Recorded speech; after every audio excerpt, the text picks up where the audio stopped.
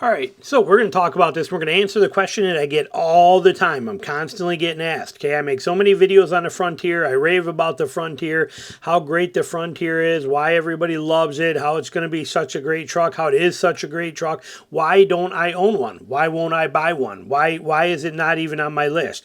And that's a very good question. Like I said, get it all the time. Well, why don't you own one if you like it so much? And I'm going to break it down for you and show you today. Number one, I think it's an absolute perfect truck for 99% of people out there. It's going to fit perfectly. It's going to do what they need all day long, and they got a trim level for every kind of thing that you could want to do. However, for what I need, the Frontier doesn't offer it, and they come up short, way short for what I personally need. So we're going to dive in that, and I'm going to real quickly go through and show you what that is. But here's a 2025 new refresh on this thing. Looks amazing. Now you can get it in a long bed version. You got the new fascia on the front end. The front of this is one reason here, but it's kind of that way on a lot of vehicles. But I would destroy this front end. This would get totally wrecked and destroyed, and I would have to. I would destroy this. So I'd have to put huge brush guards and things like that on here that would just wreck the front of this thing is one reason there alone. We'll cover more here in a minute, but 2025 refresh, beautiful truck, a lot of nice features, more towing capacity, more bed options, tilt and telescoping wheel. They did some really nice upgrades in it with this new screen, so it's a fantastic truck.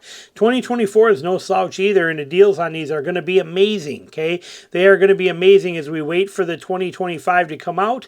And again, when you look at them side by side here and you look at these, 2025 is beautiful. I like the front end a lot. I actually like the wheels on the 2024 better than I do the new ones, but again, that's all speculation kind of thing. But you can see the difference in the front end of the 2024 versus the front end of the 2025. Okay, just some slight upgrades, some slight changes in there, but both of them fantastic. Now, the problems where they come into play for me are basically on this list right here. Okay, these are the things that happen, and why that is, and we're going to cover it here for you in a second. But let's first think about what it is I got to do. I'm spending 300 miles, 200 to 300, depending on the time of year, but minimum every week, 200 miles to 300 miles in swamps in southeast United States and Georgia, but buried in the swamps. Okay, even the people, these hardcore off-roaders that are running out in the mountains and stuff like that to talk about breakover angle and all this stuff that matters to them. Not one bit of it matters to me down here in the swamps. Not one bit. We off-road much different down here, and I don't off-road to off-road. I can't stand it. I've even made videos on it that are literally state what you can see right here. Read this right here. I hate four-wheeling, but I have to do it.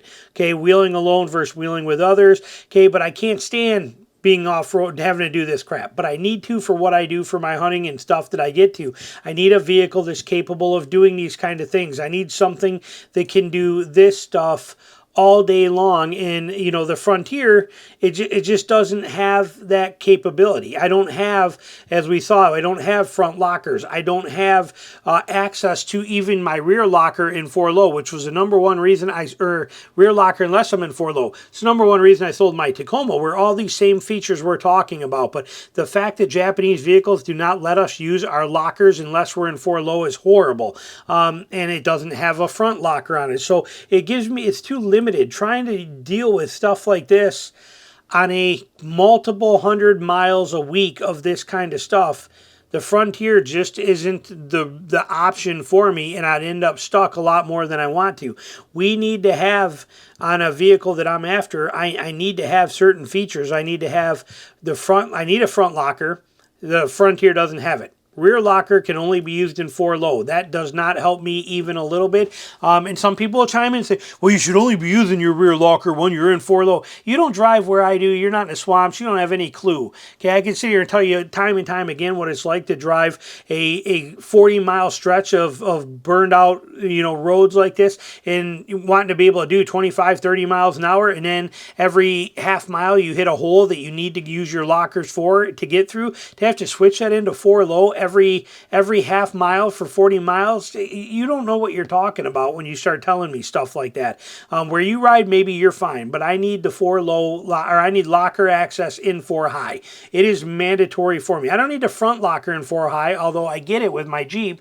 I have both lockers. With a Ford, I can have both lockers in 4 high. Okay, it's a beautiful feature, and Frontier doesn't give it to me. Tire size and ground clearance is another one. Without the tire size and ground clearance, I'm stuck. I'm high-centered. That's just what's going to happen. I mean, like I said, we are talking about amazing trucks here with a lot of stuff, but there's just no ground clearance here. And no option to go bigger. There's not the factory lift. There's just nothing here that's getting this vehicle where I'm going to be anything but stuck in high-centered on a pretty regular basis. And so that doesn't work for me. Again, for 99% of the people, this truck is straight up perfect. But we're talking about answering your question why I don't own one. Okay, and that's a big factor. So no factory lift. The motor versus mileage. I'm only putting this in here too is because you got to understand who I am. So whatever vehicle I drive by or pick does not matter to most of the people in the real world because I am a 40-mile driver, 40-mile-a-year driver. Sorry, 40,000-mile-a-year driver. And with that said, right now I might even be dropping down as I'm slowing things down with some of these businesses. I'm getting down to maybe 30, but as a 40,000-mile-a-year driver, if I keep a vehicle for 5 years, that's what is that? That's 200,000 miles on it.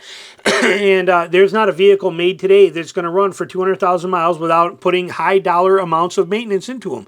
And so for me, I don't keep a vehicle more than 80,000 miles. I have a sweet spot of my buying and purchasing system, which means that I barely pay a penny for any vehicles I own because I buy them for really good deals, which you can get on the Frontier. Okay, Frontier has absolutely amazing deals on it, so it becomes a high-value vehicle, and so it's a beautiful thing. But for me, if I buy them low and then I turn around and I drive them for 18 months, 2 years, and I sell them because I bought them low, I can usually make out pretty good, and it doesn't cost me much money at all to own them. So for me, the longevity of the Frontier doesn't matter. To you, it might, because it is a longevity, naturally aspirated V6 that will run for a very long time. But for me, I could care less, because any vehicle I buy, I'm going to get rid of it early on anyway, before I have to put any money into it. So for me, doing that, the motor and mileage of this thing and the capabilities of it as far as long-term don't matter as much to me. I'd actually rather have a Colorado with the 430 foot-pounds of torque and the power coming out of that, even though that motor is not going to last half as long as this one is. I don't care. I'm not keeping it that long. So you got to understand that scenario for my particular situation matters. And then there is no computer-controlled front LSD on this thing, and that is a big one as well, too.